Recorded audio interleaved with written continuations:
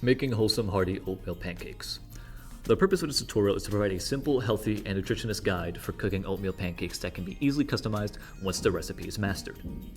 Before we begin, we should go over a few safety concerns.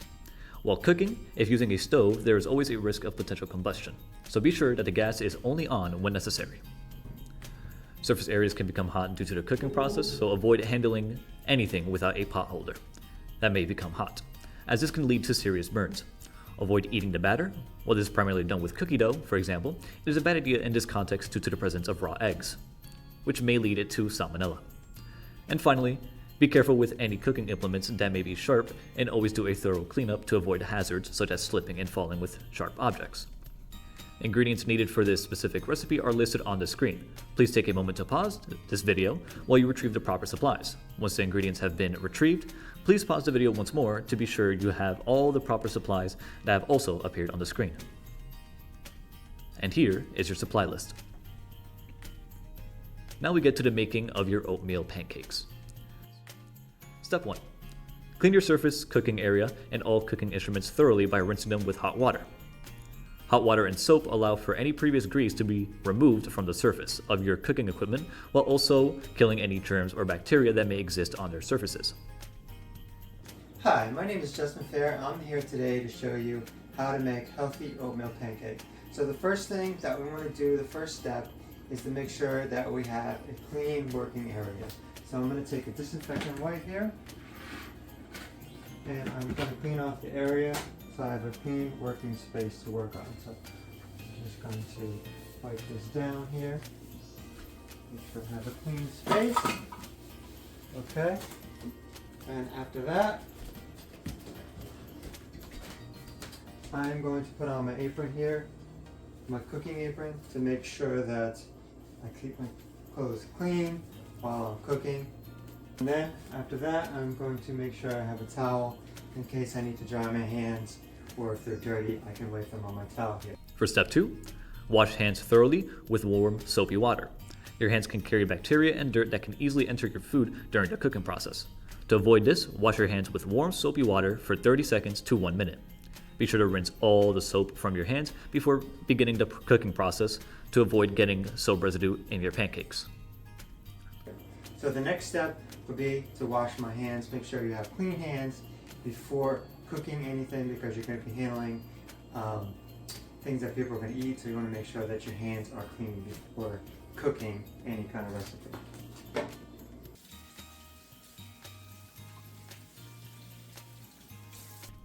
Step 3. Combine all dry ingredients. Combine salt, baking soda, cinnamon, and unblended oats into a mixing bowl.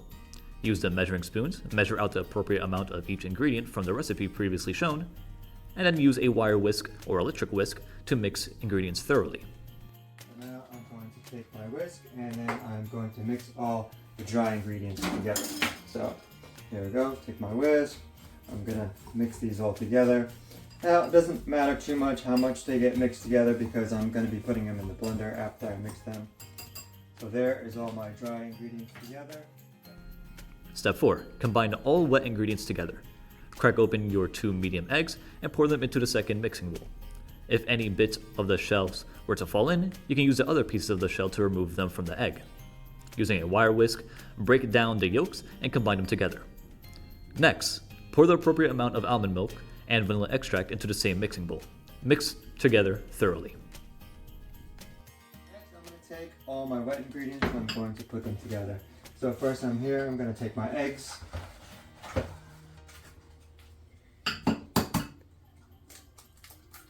There, crack open one. Here we go. Get the second egg right there. You need 2 eggs. Alright, and then after that, I'm going to take my vanilla, and I need 2 tablespoons of vanilla. So there's 1, and there's 2. And then after that, I'm going to take my almond milk, and what I need there is I need a half a cup of almond milk. So there we go. There's almond milk. get that out of the way. And this, so here we go. So I'm going to mix together all my wet ingredients, make sure I get all the eggs. Step 5. Combine both wet and dry ingredients into a blender. Pour the mixing bowl of dry ingredients into the blender. Next, peel and then add your 2 bananas into the blender. Then grab the mixing bowl of wet ingredients and pour this into the blender as well. Put the blender on liquefy and blend until all ingredients are evenly dispersed in the mixture. If your blender has difficulty blending the mixture, you may add water. However, you should avoid adding too much as it can make the batter become too watery. So here we go. Here's the wet ingredients, here's the dry ingredients. Alright, and also can't forget there are the 2 bananas. So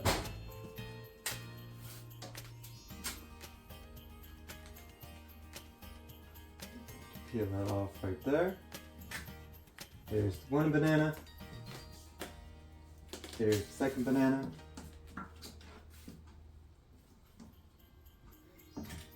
Alright, here we go. Now I'm going to blend all the ingredients together. So, here's my blender. I'm going to put it on liquefy and then I'm going to liquefy it. Step 6. Preheat the frying pan or electric griddle. Preheat either on medium heat for 2 to 3 minutes, or if you're using an electric griddle, preheat between 350 degrees Fahrenheit to 375 degrees Fahrenheit for about 10 minutes, or however long is indicated on your instruction manual for your respective griddle. Do not leave preheating for too long, as this can potentially damage your equipment. Now I'm going to preheat my griddle. So I'm going to plug it in here. I'm using an electric griddle, so I'm going to plug that in. So I'm going to let that preheat for a little bit. And then after it's preheated a little, I'm going to put on my cooking spray. Step 7. Apply oil or a non-stick cooking spray onto the surface of your pan or griddle. Okay, so I preheated my griddle here. I usually put it between 300 to 350 degrees.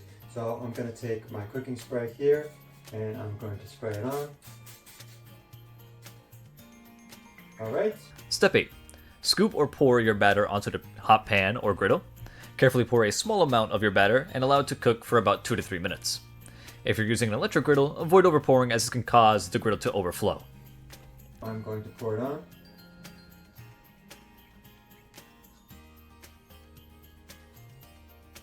There we go. You know, you can use a spoon if you want, or you know, you can use a cooking thing to make forms of your pancakes, but here I'm just going to pour it right onto the griddle and let it cook. So I'm going to let this cook for about 3 minutes on one side, and then I'm going to go take my spatula and then I'm going to flip it over and then cook it on the other side. Step 9. Flip the pancakes using a spatula to cook the other side once the bottom of the pancake has solidified. Carefully flip the pancake to avoid splatter from the top and allow it to cook on this side for about 2 to 3 minutes, or until it is lightly browned. So I've been letting my pancake here cook for about 3 minutes on one side. So what I'm going to do next is I'm going to take my spatula here and I'm going to flip it on the other side. So you want to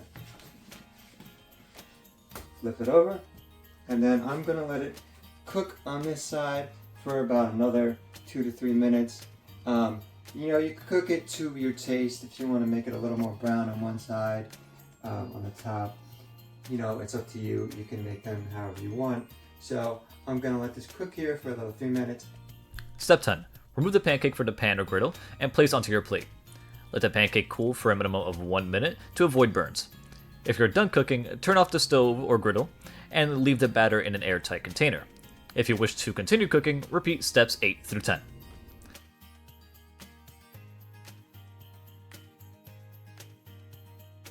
So I've let it cook 3 minutes on the other side, so this looks about done to me.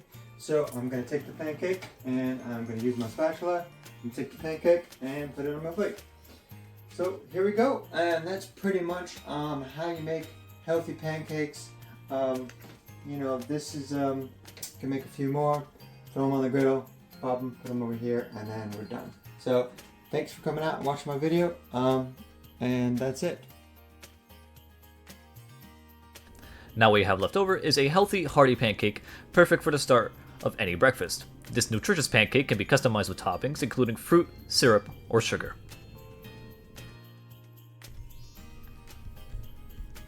Now allow us to get into the troubleshooting segment of this video. In the event that your pancakes do not come out as desired, certain changes can be made to the recipe in order to change the consistency of the pancakes. If the pancakes are too dry, then they might have been overcooked and may need to be put on a lower heat setting for a lower duration of time.